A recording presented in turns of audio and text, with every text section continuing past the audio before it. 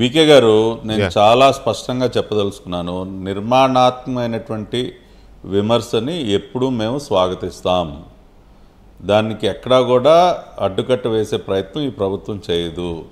ప్రజాస్వామ్యంలో తప్పులు వేలెత్తి చూపించడం అనేది అది కూడా ఒక హక్కు, రాజ్యాంగం కల్పించినటువంటి హక్కే. అది ఫ్రీడమ్ ఆఫ్ స్పీచ్లో భాగంగా ఏదన్నా ఎక్కడన్నా తప్పు జరుగుతుంటే దాన్ని వేలెత్తి చూపించేటటువంటి హక్కు ప్రతి ఒక్క పౌరుడికి ఉంటుంది. దానిని కట్టడి చేసే ప్రయత్నం ఈ ప్రభుత్వం చెయ్యదు.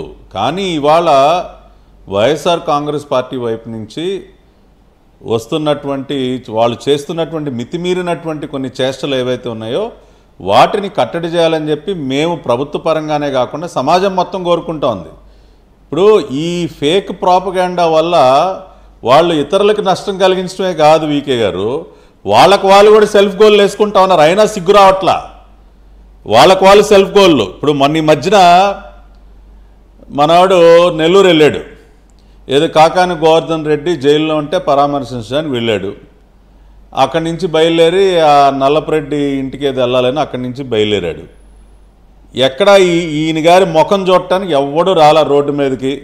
ఈయన ఏదో పాపం చాలా ఊహించుకున్నాడు, ఇంకేదో కొన్ని వేల మంది అటు ఇటు బారులు తీరుండి అసలు ఈయన చుట్టుముట్టేసి ఈయనేదో అసలు ముద్దులు పెట్టేద్దాం ఏదో అనుకున్నాడు పాపం. కానీ ఒక్కడు లేడు.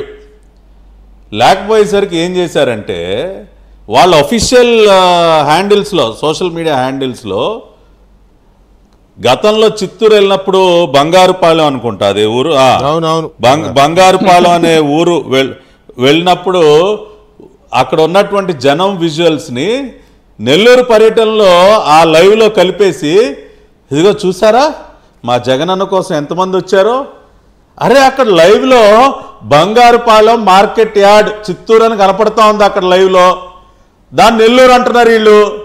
అంటే ఎంత నిస్సిగ్గుగా వాళ్ళకు వాళ్ళు సెల్ఫ్ గోల్ వేసుకున్నా కూడా బుద్ధి తెచ్చుకోవట్లా. ఇతరులకు డ్యామేజ్ చేయటమే కాకుండా వాళ్ళ బండారాన్ని వాళ్లే బయట వేసుకుంటా ఉన్నారు, అయినా సిగ్గు రావట్లా. ఈ మధ్యకాలంలో నేను ఒక ప్రత్యక్ష సాక్షి వికే గారు, మొన్న పెద్దాపురంలో స్వచ్ఛాంధ్ర కార్యక్రమం జరిగింది. ఆ స్వచ్ఛాంధ్ర కార్యక్రమంలో భాగంగా ఒక అరౌండ్ 250 to 300 మీటర్స్ స్ట్రెచ్ అంటే ఒక ర్యాలీ నిర్వహించాం మేము. ఆ ర్యాలీ నిర్వహించే మార్గంలో సెంటర్ డివైడర్ మీద స్వచ్ఛాంధ్ర ఉద్యమానికి సంబంధించి అనేక పోస్టర్లు, బ్యానర్లు కట్టారు. అవన్నీ చూసుకుంటా నడవటం, ఆ ర్యాలీ మేము తీసుకున్నటువంటి అనేక ప్రోగ్రామ్స్ అన్ని డిస్ప్లే చేయటం జరిగింది.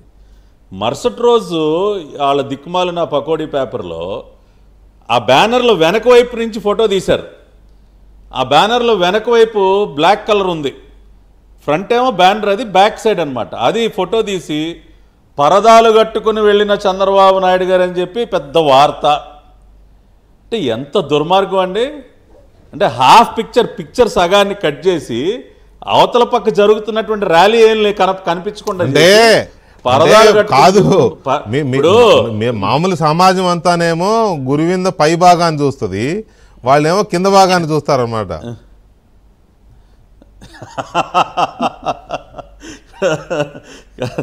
వికే గారు, ఇప్పుడు చంద్రబాబు నాయుడు గారు ఓ పక్కన అసలు సెక్యూరిటీని కూడా వదిలేసి సింగిల్గా ప్రతి ఒక్క కుటుంబం దగ్గరికి వెళ్ళి ఒంటరిగా అంత ఫ్రీగా మాట్లాడుతూ ఉంటే అందరినీ అంటే నేనేమంటానంటే దీన్ని కంట్రోల్ చేయడం అనేది, దీన్ని కంట్రోల్ చేయాలనుకోవడం అనేది ఎంత అవసరమో అంత కష్టసాధ్యం కూడా, అంత ఈజీ కాదు, ఎంతో జాగ్రత్తగా ఇది చేస్తే తప్ప.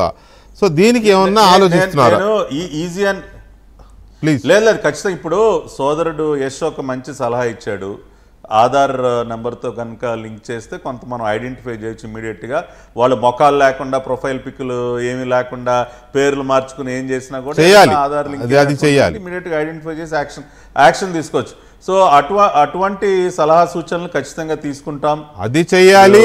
గౌరవ ప్రధానమంత్రి డెఫినెట్ గా ఆ ప్రొఫైల్ ఎవరైతే అకౌంట్ హ్యాండిల్ చేస్తున్నాడో అతని ఫోటోనే ఉండాలి అక్కడ. కొంతమంది బ్లాంక్ పెడతారు, లేకపోతే కొంతమంది ఎవరిదో ఫోటో పెడతారు, కొంతమంది చచ్చిపోయిన ఫోటో పెడతారు, కొంతమంది సినిమా యాక్టర్ల ఫోటోలు పెడతారు.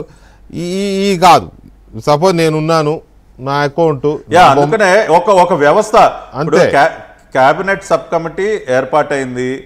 వీళ్ళు అనేక సలహా సూచనలు తీసుకుని ఒక ఫుల్ ప్రూఫ్ మెకానిజం ఏ విధంగా ఎస్టాబ్లిష్ చేయాలో ఖచ్చితంగా చేస్తాం. గౌరవ ప్రధానమంత్రి గారిని కూడా లోకేష్ గారు కలుస్తూ ఉన్నారు. ఈ అంశాలన్నిటి మీద ప్రధానమంత్రి గారి సలహా సూచనలు తీసుకోవచ్చు, కేంద్ర ప్రభుత్వం సహాయం కోరవచ్చు, ఇవన్నీ చేస్తాం. కానీ గఫూర్ అన్న చెప్పిన విధంగా ఎక్కడా కూడా భావ ప్రకటన స్వేచ్ఛకి విఘాతం కలిగించము. నిర్మోహాటంగా నిర్భయంగా ఎవరైనా సరే, అది మీడియా కానివ్వండి, ఒక కామన్ మ్యాన్ కానివ్వండి, పొలిటికల్ పార్టీ ఎవరైనా సరే ప్రభుత్వాన్ని నిలదీయొచ్చు, ఎక్కడైనా తప్పులు జరుగుతుంటే ప్రశ్నించవచ్చు, లోపాలను నిలదీయొచ్చు, ఏదైనా ఉంటే వాళ్ళకి సలహా సూచనలు కూడా ఇవ్వచ్చు. దానిని మాత్రం ఎక్కడా కూడా మేము కట్టడి చెయ్యము. గతంలో రంగనాయకమ్మ గారిని గుంటూరు నుంచి ఒక మహిళను కూడా చూడకుండా తీసుకెళ్లి అరెస్ట్ చేసిన విధంగా అటువంటి దుర్మార్గపు పనులు ఈ ప్రభుత్వం చెయ్యదు. రైట్. బాలకోటయ్య గారు, సజ్జల